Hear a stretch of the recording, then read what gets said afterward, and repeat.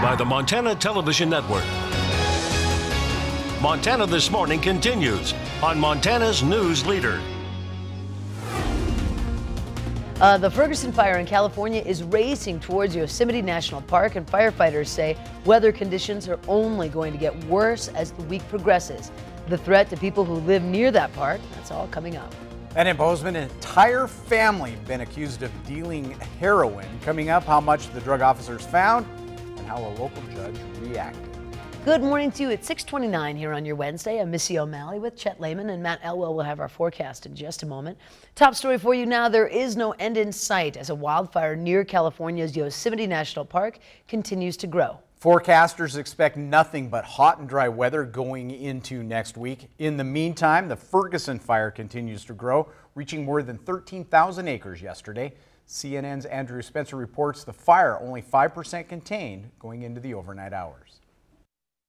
The smoke on the horizon carries a lot of anxiety for evacuees. You always think, is that my house going up right now? Am I seeing the product of my house in the sky? Ferguson Fire has been spreading quickly over the last several days, topping more than 13,000 acres on Tuesday. This fire has reached a horrible level. The wildfire burning near Yosemite National Park has been difficult to contain. Firefighters are dealing with very difficult sloped terrain, and the weather has been hot and dry.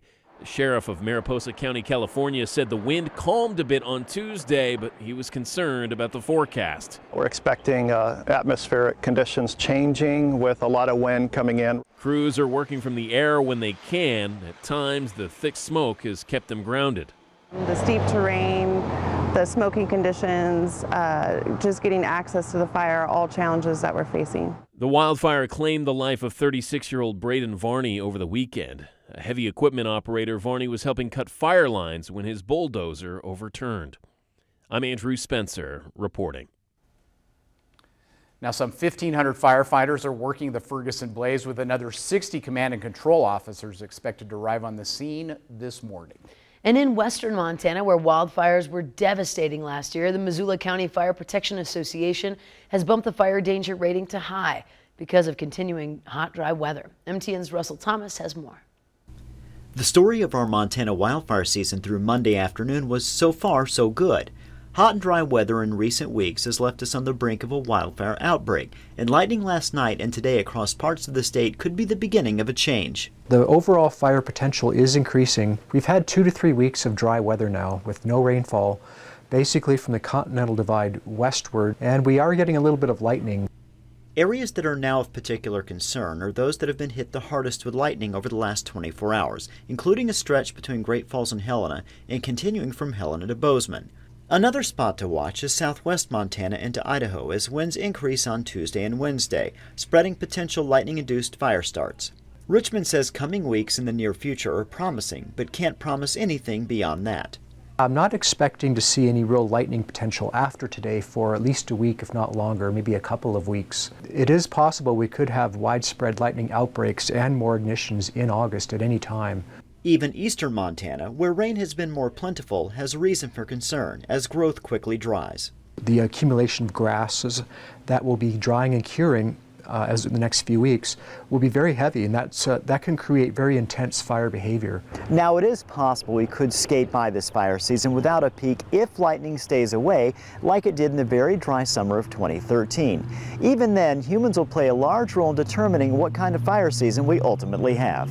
People have to be very careful, in the woods with campfires and power equipment, lawn mowing, all those activities. So as we wait for Mother Nature to take her course over the next few weeks, we can at least be thankful that we haven't experienced the fast and furious start that we saw in 2017. And we can hope that any thunderstorms we do see will also provide us soaking rain, minimizing the concern that lightning brings. In Missoula, Russ Thomas, MTN News. Oof. So? Part of the issue is we're more prone to these dry thunderstorms in July and August. Yeah, that's the unfortunate part of that. There's no way around that. Right? No, right. Unless we can get that monsoonal moisture to actually push in a decent amount of moisture on a continual basis. Which unfortunately leads perfectly into what you've been talking about all morning for our forecast for today. Yeah, now we're talking red flag warnings across parts of the area. You look at the temperatures this morning, the cooler morning temperatures actually help us out. That gets that relative humidity a little higher. That's a good sign for us, but unfortunately our daytime temperatures are going to warm up pretty quickly. The wind's going to be picking up and we don't have much moisture in our atmosphere. In fact, we have very few rain chances at all in the forecast. We'll talk more about that, of course, coming up in just a few minutes. Thank you, Matt. 6:34 now. Authorities in Helena have released the identity of the man and woman found dead in a home yesterday. Say evidence indicates the deaths were a murder-suicide. Lewis and Clark County Coroner's Office identified the individuals as 26-year-old Richard Ferris and 21-year-old Olivia Serrano. Now, investigators say both bodies appear to have suffered gunshot wounds. Helena police said in a release yesterday afternoon, evidence at the scene points to Ferris killing Serrano before turning the gun on himself. Police have said they are not looking for a suspect, don't believe there is a threat to the community. And heroin busts puts 4 people in jail and leaves a 2.5-year-old without parents for the time being. MTN's Mallory Peoples tells us why the judge came down specifically hard on one of those suspects. A mother and father, a father and son, all 4 behind bars for heroin. Thursday, the connections were brought to light. Charging documents state Sarah Manthai and her stay-at-home husband, Stephen Olson, told officers they had been buying drugs for the past 6 months. In court, the state prosecutor named those drug dealers, Father Kyle Brooks and his son, Ian Brooks. The 2 were pulled over this week on a traffic stop. Officers serving an arrest warrant.